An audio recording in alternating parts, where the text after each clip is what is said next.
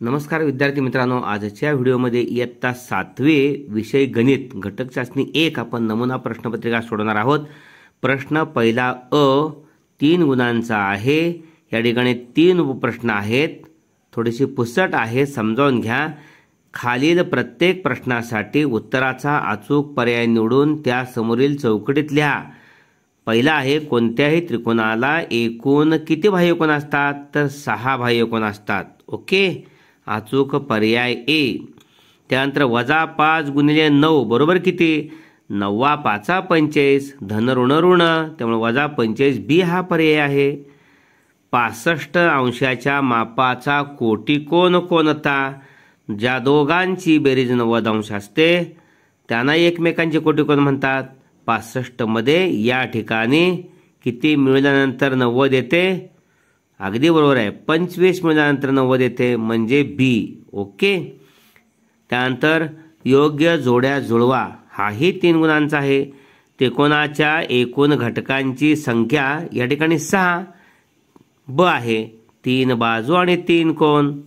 त्यानंतर जोडमूळ संख्या, या ठिकाणी जोडमूळ संख्या 5 आणि 7, म्हणजे फरक 2 आहे आणि 5 आणि 7 दोन्ही पण मूळ संख्या आहेत ओ। त्यानंतर -7 गुणिले -8 ऋण ऋण धन 7 8 56 अधिक 56, या ठिकाणी ई आहे, इथं 56 ई। ओके, त्यानंतर प्रश्न दुसरा आहे, खालील कृती पूर्ण करा। 4 गुणांचा आहे, 2 आहे त्या ठिकाणी। पुढला दुसरा प्रश्न आहे, त्यातला पहिला प्रश्न आहे, 3.8 सेमी लांबीचा रेख PQ काढा व त्याचा लंबदुभाजक काढा।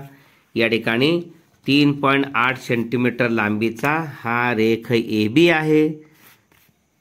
हा 3.8 सेंटीमीटर म्हणजे 4 सेंटीमीटरला 2 घरे कमी 3.8, आणि मग याचा लंबदुभाजक काढताना ABच्या निम्म्यापेक्षा जास्त अंतर घेतलेलं आहे। पाहे निंबडीपेक्षा जास्त अंतर घेऊन वरती खाली चाप मारलेला आहे बी केंद्र घेऊन, आणि ए केंद्र घेऊन सुद्धा आत्ताच काढलेल्या कंसाना छेदणारे कंस काढलेत आणि हे छेदनबिंदू जोडलेले आहेत। हाच रेषा यल आपण म्हणूया, रेषा यल हा एबीचा लंबदुभाजक आहे। म्हणजे या यलनं रेख एबीचे 2 समान भाग केले पहा। ओके, प्रश्न दुसरा आहे उपप्रश्न, खालील प्रत्येक क्रियेचे उत्तर -90 येईल अशा प्रकारे रिकाम्या चौकटी भरायचे आहेत। इथं 360 आहे, इथं मध्ये भागिले आहे। 360ला जर -4 न भागलं तरच 90 येते, त्यामुळे पहिल्या या चौकटीत -4, इथं 18 आहे, 18ला गुणिले -5 केले तरच 18 पंचे 90 -90 येतात, म्हणजे -5।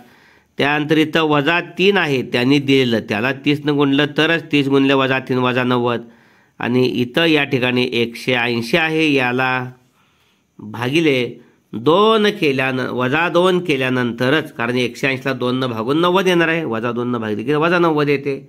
ओके, प्रश्न तिसरा आहे, खालील उपप्रश्न सोडवा। पहिला आहे, या ठिकाणी 6 गुण आहेत, 2 दिलेले आहेत, त्या ठिकाणी 23 आणि 69चा मसावे आणि लसावे दोन्ही काढायचे आहेत। त्या ठिकाणी तर त्यांचे मूळ अवयव पडले पाहिजेत। 23चे अवयव 23 गुणिले 1 23 1 23 मूळ संख्या आहे, आणि 69चे 23 गुणिले 3 23 त्रिक 69, दोघांमध्ये 23 सामायिक आहे म्हणून मसावे 23, आणि लसावे म्हणजे सामायिक आणि असामायिकांचा गुणाकार, म्हणजे मसावीला जर असामायिक अवयवानं गुणलं की लसावी मिळतो। 23 मसावी आहे आणि लसावी या ठिकाणी काढण्यासाठी असामायिक 3 आहे, त्यामुळे 23 गुणिले 3 69 लसावे। ओके, त्यानंतर या ठिकाणी दुसरा उपप्रश्न आहे, त्रिकोण PRS काढायला सांगितलं आहे, त्यासाठी RS 5.5 या ठिकाणी RS 5.5 काढलेले आहे, आणि बरोबर या ठिकाणी RS 5.5 काढल्यानंतर या ठिकाणी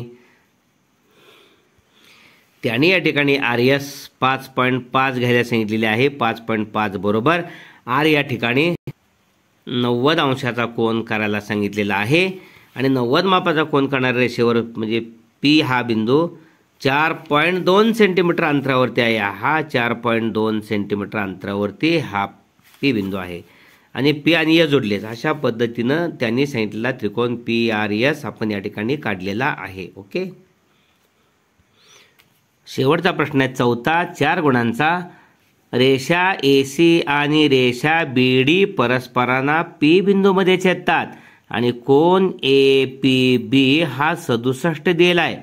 तर कोन BPC विचारले आहे. कोन BPC, कोन BPC आणि APB रेषे जोडीतील कोण आहेत. म्हणजे 180 मधून 67 वजा केल्यानंतर 113 मिळणार आहेत. म्हणजे हा BPC 113. त्यानंतर कोन CPD विचारलंय. कोन CPD APBचा विरुद्ध कोन CPD ते एकरूप असतात म्हणून हा CPD 67 आहे. आणि कोन APD